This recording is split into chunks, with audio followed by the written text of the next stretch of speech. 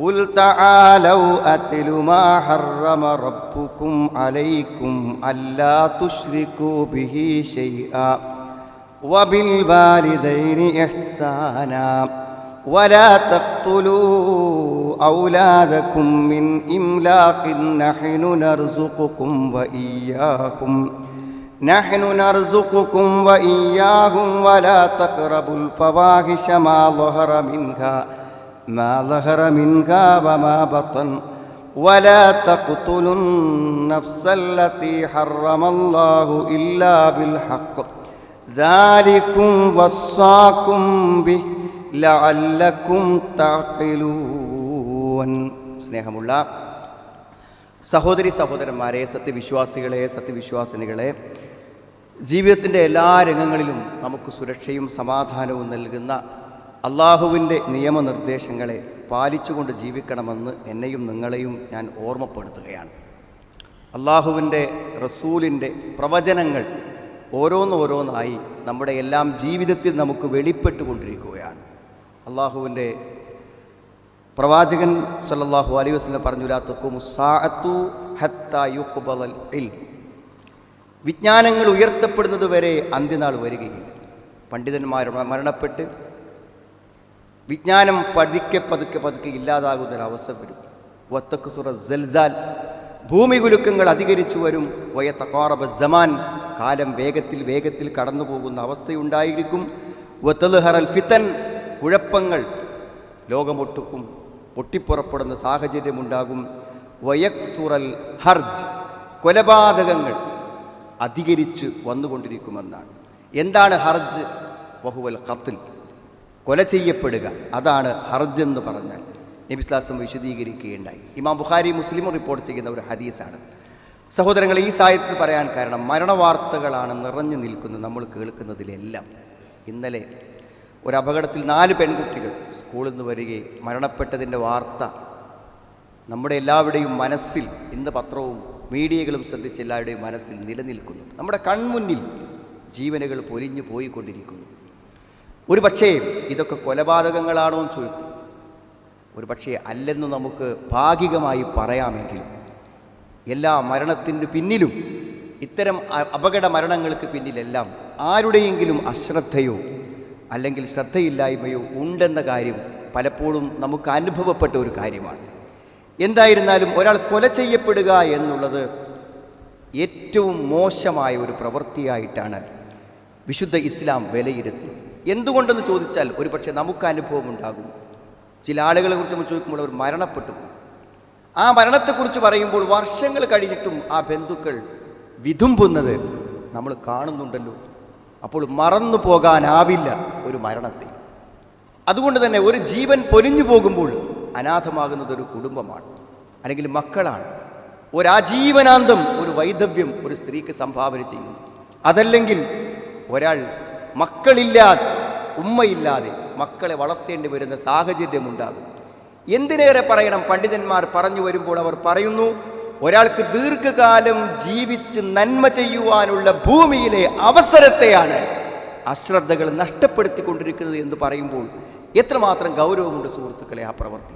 പക്ഷെ ഇന്ന് അതിൻ്റേതായ ഒരു ഗൗരവത്തിൽ കാണുന്നുണ്ടോ എന്നത് നമ്മൾ ചിന്തിക്കേണ്ട ഒരു കാര്യമാണ്. ഒരു വിശ്വാസിയെ കൊലപ്പെടുത്തുന്നതിനെക്കുറിച്ച് വിശുദ്ധ ഖുർആൻ പറഞ്ഞത്, വമൻ യഖ്തുൽ മുഅ്മിനൻ മുതഅമ്മിദൻ ഫജസാഉഹു ജഹന്നം, അവന് നരകമുണ്ട് എന്നാണ്. അത്ര ഉറപ്പിച്ചു പറയാം. ഖാലിദൻ ഫീഹ, പിന്നെ അവനതിൽ ശാശ്വതനായിരിക്കും. വഗളിബല്ലാഹു അലൈഹി, അല്ലാഹുവിൻ്റെ കോപം അവൻ്റെ മേലുണ്ടായിരിക്കും. വലഅനഹു, അല്ലാഹു അവനെ ശപിക്കും. വഅഅദ്ദ ലഹു അദാബൻ അദീമ, ഏറ്റവും വമ്പിച്ച ശിക്ഷയാണ് അവന് തയ്യാറാക്കി വെച്ചിരിക്കുക. എത്ര കാര്യങ്ങളാണ് പറഞ്ഞത് സുഹൃത്തുക്കളെ. അപ്പോൾ ഒരാൾ കൊല ചെയ്യപ്പെടുക എന്നുള്ളത് അത്രയും ഗൗരവമേറിയ ഒരു കാര്യമാകുന്നതാണ്. നിങ്ങൾ ആലോചിക്കുക, നിങ്ങൾ നമ്മുടെ ആരുടെയെങ്കിലും ഒരു ബന്ധുവിൻ്റെ മരണത്തിന് കാരണമായ ഒരാൾ, അതെന്താവട്ടെ, ഒരു ആക്സിഡൻറ്റിലാവട്ടെ എന്തിലാവട്ടെ, ഒരു കാരണമായ ഒരാളെ ഏത് സന്ദർഭത്തിൽ കാണുമ്പോഴും നമ്മുടെ മനസ്സിൽ അതിൻ്റേതായ ഒരു വിഷമമുണ്ട്. അത് ആ വ്യക്തിക്കുമുണ്ടാകും, ആ വ്യക്തിയെ കാണുന്നവർക്കും ഉണ്ടാകും. ഒരുപക്ഷെ സംഭവിച്ചതിന് ശേഷം അയാൾ ആലോചിക്കുന്നുണ്ടായിരിക്കും, ഇതൊന്നും എൻ്റെ അടുത്ത് പറ്റാൻ പാടില്ലാത്ത കാര്യമായിരുന്നു എന്ന് അയാൾ ആലോചിക്കുന്നുണ്ടാകാം. പക്ഷേ പോയ ജീവനെ ആർക്കും തിരിച്ചു കൊണ്ടുവരാനാവില്ലെന്നതാണ് അതിൻ്റെ ഏറ്റവും വലിയ കാര്യം. ആലോചിച്ച് നോക്കൂ നിങ്ങൾ, മഹാപാപങ്ങൾ അത് ധാരാളമുണ്ട്. പക്ഷേ എങ്കിലും 7 എന്ന് പറഞ്ഞ് നബി സല്ലല്ലാഹു അലൈഹി വസല്ലം എണ്ണിയപ്പോൾ അതിൽ അക്ബറുൽ കബായിർ, ഏറ്റവും വലിയ പാപം അൽ ഇശ്റാഖു ബില്ലാ, അല്ലാഹുവിൽ പങ്കു ചേർക്കുക, വഖത്ലുൻ നഫ്സ്, ഒരാത്മാവിനെ കൊന്നുകളയുക, ഒരാളെ കൊല്ലുക, വഉഖൂഖുൽ വാലിദൈൻ, മാതാപിതാക്കളെ വിഷമിപ്പിക്കുക, വഖൗലു സൂർ, നുണ പറയുക, തെറ്റായ സത്യങ്ങൾ ചെയ്യുക. ഇതൊക്കെയാണ് ഏറ്റവും ഗുരുതരമായ പാപമായിക്കൊണ്ട് എണ്ണപ്പെട്ട കാര്യങ്ങൾ ഇമാം ബുഖാരിൻ്റെ ഹദീസിൽ കാണാൻ പറ്റും. സുഹൃത്തുക്കളെ, കൊല ചെയ്യപ്പെടുമ്പോൾ, കൊലപാതകങ്ങൾ വർദ്ധിക്കുമ്പോൾ നിർഭയത്വം പോവാണ്. റോട്ടിലിങ്ങനെ ആൾക്കാർ മരിച്ചു വീഴുമ്പോൾ റോട്ടുമൊക്കെ ഇറങ്ങാൻ പേടിയാണ്. മക്കൾ വീട്ടിൽ നിന്ന് ഇറങ്ങിപ്പോയാൽ പേടിയാണ്. ഇന്നത്തെ ഈ വാർത്ത കേൾക്കുമ്പോൾ മക്കൾ സ്കൂളിലേക്ക് ഇറങ്ങിപ്പോയാൽ എല്ലാ മാതാപിതാക്കളുടെയും ഉള്ളിൽ തീയാണ്. കൊല്ലപ്പെട്ടു പോകുമ്പോൾ, മരണപ്പെട്ടു പോകുമ്പോൾ നിർഭയത്വം നമ്മുടെ മനസ്സുകളിൽ അന്യമായി പോകുന്നു എന്നുള്ളതാണ് അതിൻ്റെ ഏറ്റവും അപകടകരമായ ഒരു കാര്യം. ശിർക്കുമായി ചേർത്തിട്ടാണ് കൊലപാതകത്തെ അള്ളാഹു പറഞ്ഞത്. വല്ലദീന ലാ യദഊന മഅല്ലാഹി ഇലാഹൻ ആഖർ വലാ യഖ്തുലൂന അൻ-നഫ്സ അല്ലതി ഹറമല്ലാഹു ഇല്ലാ ബിൽ ഹഖ് വലാ യസ്നൂൻ വമൻ യഫ്അൽ ദാലിക യൽഖ അസാമാ. അള്ളാഹിനെ അല്ലാതെ വിളിച്ച് പ്രാർത്ഥിക്കാൻ പറ്റൂല എന്ന് പറഞ്ഞിട്ട് നേരെ ചേർത്ത് പറയണത് ആളുകളെ കൊല്ലാൻ പാടില്ല, കൊലപാതകത്തെക്കുറിച്ചാണ്. ഇത്രയും ഗൗരവമുള്ളൊരു വിഷയമായിട്ടാണ് നമ്മളിത് കാണേണ്ടത്. മാത്രമല്ല, അഥവാ അങ്ങനെയൊക്കെ വല്ല കാരണവശാലും തെറ്റായ നിലക്ക് അബദ്ധത്തിൽ പോലും പറ്റിപ്പോയാൽ ഏറ്റവും മിനിമം 2 മാസം തുടർച്ചയായി നോമ്പ് നോൽക്കണം എന്നാണ്. ഒരാളെടുത്തുനിന്ന് ഒരബദ്ധം എത്രമാത്രം എന്നറിയോ പണ്ഡിതന്മാർ പറഞ്ഞു വെച്ചതെന്ന് വെച്ചാൽ, ഒരു ഉമ്മ രാത്രി ഉറങ്ങുകയാണ്. ഇപ്പോൾ കുട്ടീനെ അടുത്ത് കിടത്തിയിട്ടുണ്ട്. നേരം വെളുക്കുമ്പോൾ കുട്ടി മരിച്ചു കിടക്കും. അപ്പോൾ ആ കുട്ടിയുടെ മരണ കാരണം ഉമ്മയാണെന്ന് ഉറപ്പില്ലെങ്കിൽ പ്രശ്നമില്ല. എന്നാൽ ആ ഉമ്മ ഉറക്കത്തിലാണ് ആ ഉമ്മയുടെ തിരിഞ്ഞു കടത്തം കൊണ്ട് സംഭവിച്ചാൽ പോലും ആ കുട്ടിയുടെ മരണത്തിൻ്റെ പ്രായശ്ചിത്തമായിക്കൊണ്ട് ഉമ്മ നോമ്പ് നോൽക്കണം എന്ന് പറഞ്ഞ പണ്ഡിതന്മാരുണ്ട്. ഷേഖ് ഇബ്നു ബാസിൻ്റെ ഫത്വയിൽ കാണാൻ പറ്റും. എത്ര ഗൗരവം ആലോചിച്ചു. ഉറക്കത്തിൽ എന്ന് പറഞ്ഞാൽ നമ്മൾ ഒരിക്കലും അറിയാതെ സ്വന്തം കുട്ടിനെ ഒരു ഉമ്മ കൊലപ്പെടുത്തും. എന്നാൽ പോലും ഒരു മരണത്തിൻ്റെ ഉത്തരവാദിത്വം തന്നിൽ വരുമ്പോൾ തീർച്ചയായും ഒരു തെറ്റായ അബദ്ധത്തിൽ സംഭവിക്കുന്ന ആക്സിഡന്റിൽ നമ്മളിൽ നിന്ന് ഒരാൾ മരണപ്പെട്ടാൽ പോലും 2 മാസം തുടർച്ച നോമ്പ് നോൽക്കണം. ശരയായ കാരണമില്ലാതെ അതിൻ്റെ തുടർച്ച വിടാൻ പറ്റില്ല. ഒരാൾക്ക് പിന്നെ ഒരു സ്ത്രീക്ക് ആർത്തവമുണ്ടായി, നോമ്പിന് ചെറിയ ബ്രേക്ക് വന്നു എങ്കിൽ അവിടുന്ന് തുടരാം. അല്ലാത്ത കാരണവശാലെല്ലാം ആ നോമ്പ് 2 മാസം തുടർച്ചയായി നോൽക്കണം. അപ്പം ഇത്ര ഗൗരവത്തിൽ തൻ്റേതല്ലാത്ത കാരണം കൊണ്ട് മരണപ്പെട്ടാൽ പോലും അതിനെ പ്രായശ്ചിത്തം പറയുമ്പോൾ എത്ര ഗൗരവമുണ്ട് സുഹൃത്തുക്കളെ. ഇത് പറയുമ്പോൾ എന്തിനാണിത് നമ്മളോടൊക്കെ പറയണത്? നമ്മൾ ആരെങ്കിലും വല്ല കൊലപാതകത്തിലും പങ്കുചേരുന്നുണ്ടോ എന്ന് ചോദിക്കും. എന്തായിരുന്നാലും കരുതുകൂട്ടി കൊല ചെയ്യുന്നതും കൊലപാതകമാണ്. നമ്മുടെ കൈപ്പിഴ കൊണ്ട് സംഭവിക്കുന്നതിനെയും ശ്രദ്ധിക്കാൻ നമ്മളോട് ആവശ്യപ്പെടുമ്പോൾ നമ്മൾ ആലോചിക്കേണ്ടേ സഹോദരങ്ങളെ.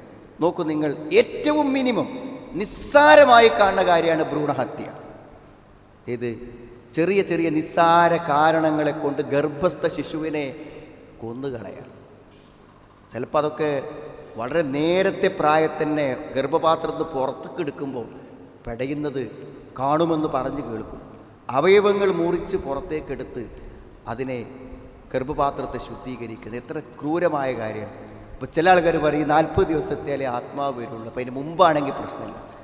അങ്ങനെയൊക്കെ അഭിപ്രായങ്ങൾ പറഞ്ഞിട്ടുണ്ടെങ്കിലും പണ്ഡിതന്മാർ പറഞ്ഞു നിർത്തിയത് എവിടെ വെച്ചാൽ അൽ അസ്ലു ഫി ഹംലിൽ മർഅ, അടിസ്ഥാനപരമായ ഒരു സ്ത്രീയുടെ ഗർഭം അന്നഹു ലാ യജൂസു ഇസ്ഖാത്ത്, അതിനെ ഒരിക്കലും അബോർട്ട് ചെയ്യാൻ പാടില്ല.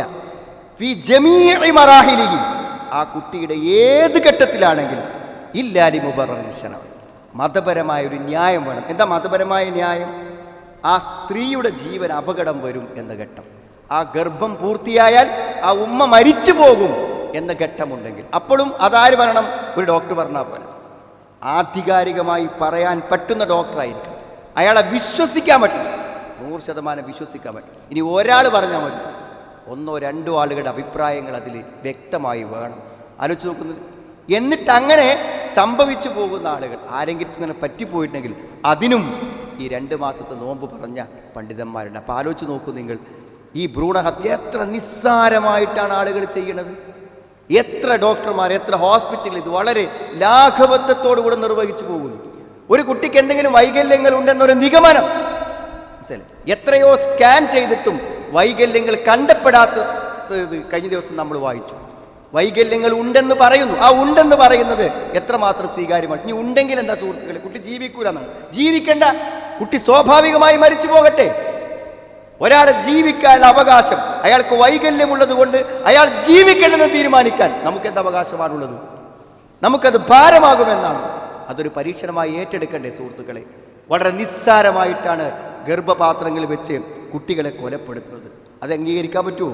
വിശുദ്ധ ഖുർആൻ ഈ കാര്യത്തെക്കുറിച്ച് പറഞ്ഞപ്പോൾ നിങ്ങളുടെ വലാത്തക്തുലു ഔലാദക്കും ഖശിയത്തെ ഇംലാക്ക്, നിങ്ങൾ ദാരിദ്ര്യം ഭയപ്പെട്ടുകൊണ്ട് കുട്ടികളെ കൊലപ്പെടുത്തരുത് എന്ന് പറഞ്ഞു. അതായത് ഈ കുട്ടി ഉണ്ടായാൽ എനിക്കിന്ന ബുദ്ധിമുട്ടുണ്ടാകും എന്നത് ഒരു കുട്ടിയെ കൊന്നുകളയാനുള്ള ന്യായമല്ല എന്നാണ്.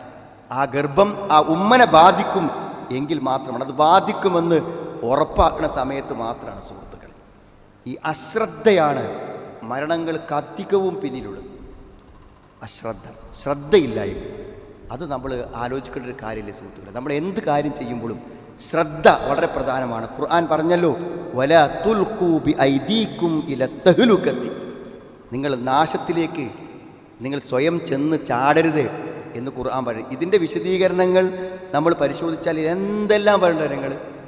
ഒരാൾക്ക് അപകടം പറ്റുന്നൊരു കാര്യം അയാൾ ബോധപൂർവം ചെയ്യാൻ പാടില്ല. ഇന്നിപ്പോൾ സാഹസികമായി ബൈക്കിലൊക്കെ കുട്ടികൾ പോകുന്നില്ല, ആ എന്തെങ്കിലുമൊക്കെ സംഭവിക്കുമെന്ന് ഉറപ്പാണ്. സാഹസികമായി ഒരു മരത്തിൻ്റെ മുകളിലോ ഒരു കെട്ടിടത്തിൻ്റെ മുകളിലോ ഒരു സാഹസികതയ്ക്ക് വേണ്ടി ഒരുത്തൻ കയറി മരിക്കുക എന്ന് പറഞ്ഞാലും അതൊക്കെ അള്ളാഹു വിരോധിച്ച ഈ വിരോധത്തിൻ്റെ പരിധിയിൽ പെടുമെന്നാണ് പറയുന്നത്. എന്തെല്ലാം മനുഷ്യൻ്റെ മരണത്തിന് കാരണമാകുന്ന അശ്രദ്ധമായ എന്തെല്ലാം.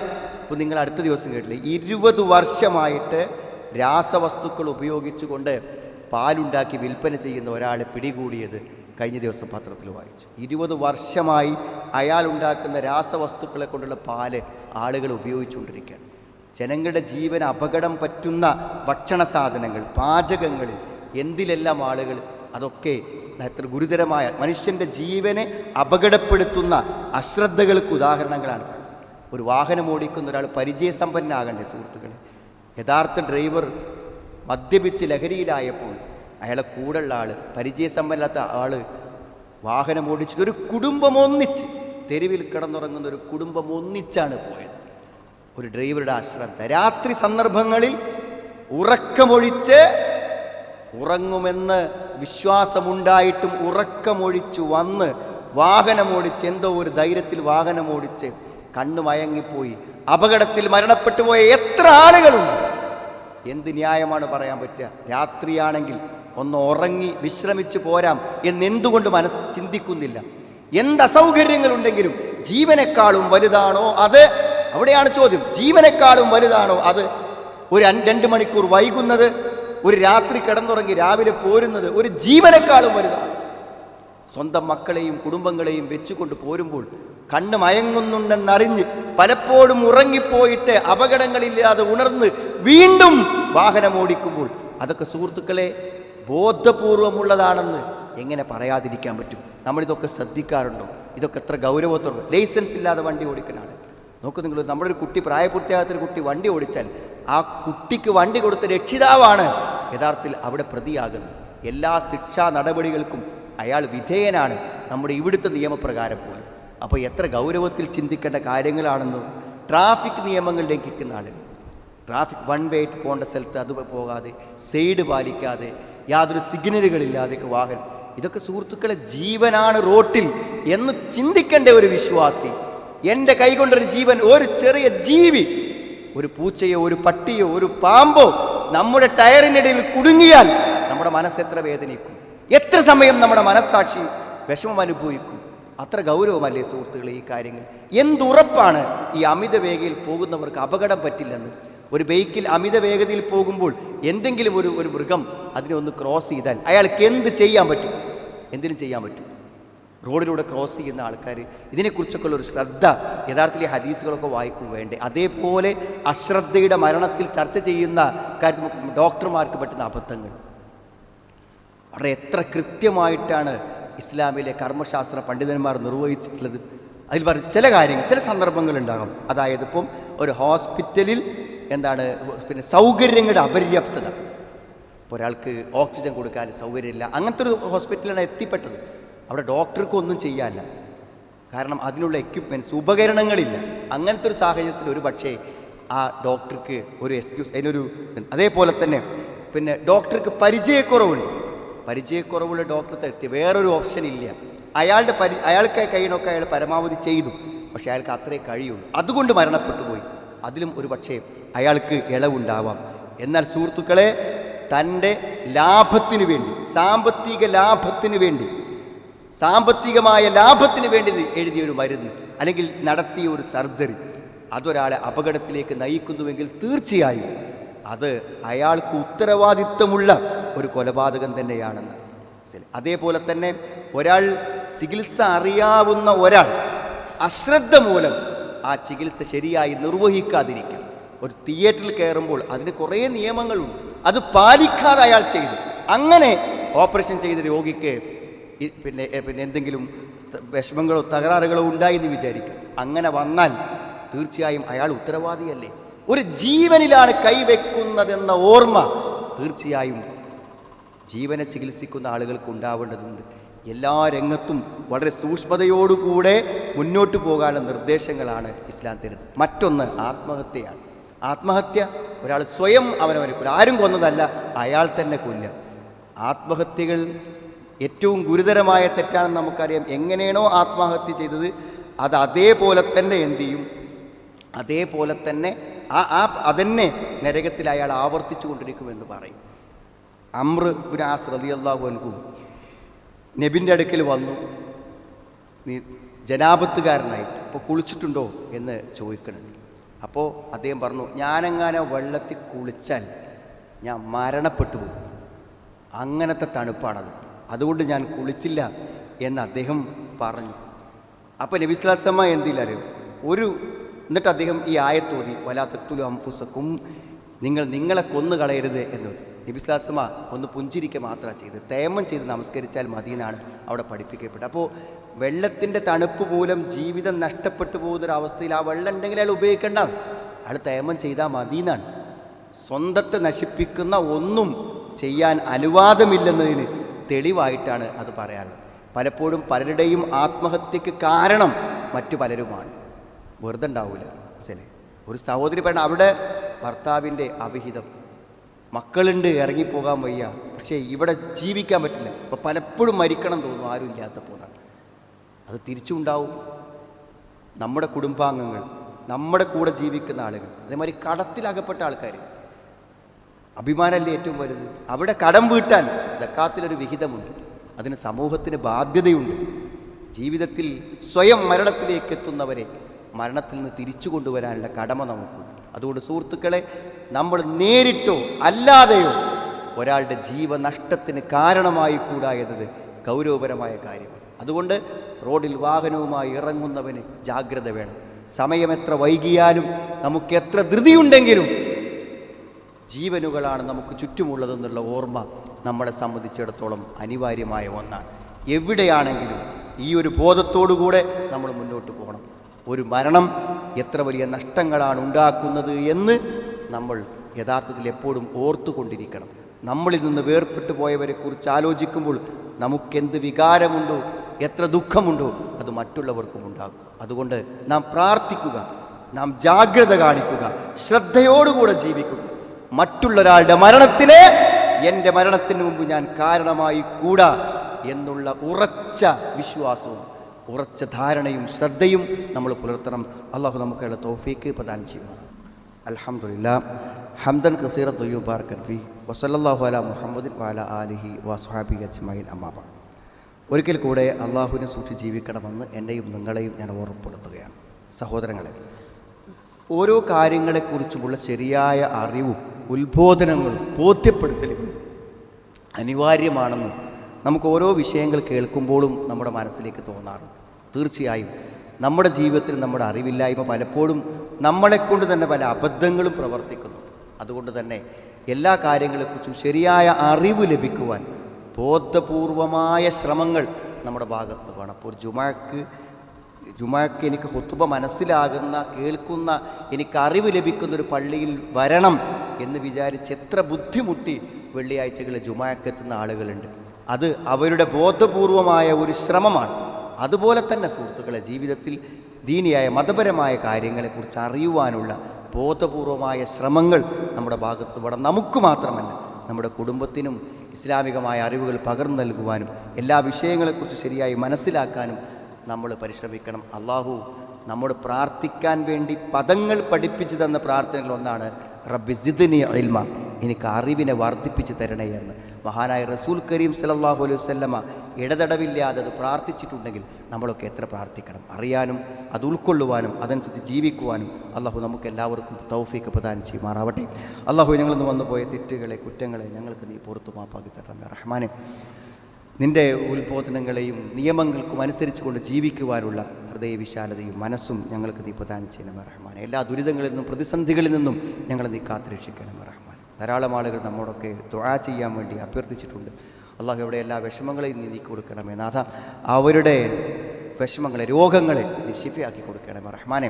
അല്ലാഹുമ്മ ഗ്ഫിർ മുഅ്മിനീന വൽ മുഅ്മിനാത്ത് റബ്ബന സ്രിഫ് അന്നാ അദാബ ജഹന്നം ഇന്ന അദാബഹാ കാന ഗറാമ ഇന്നഹാ സാഅത് മുസ്തഖറൻ വ മുഖാമ റബ്ബനാ ഹബ് ലനാ മിൻ അസ്വാജിനാ വ ദുർരിയാതിനാ ഖുർറത അയുൻ വജഅൽനാ ലിൽ മുത്തഖീന ഇമാമ റബ്ബനാ തഖബ്ബൽ മിന്നാ ഇന്നക അൻതസ് സമീഉൽ അലീം വതുബ് അലൈനാ ഇന്നക അൻതത് തവ്വാബുർ റഹീം റബ്ബനാ ആതിനാ ഫിദ് ദുനിയാ ഹസന വഫിൽ ആഖിറതി ഹസനതൻ വഖിനാ അദാബൻ നാർ.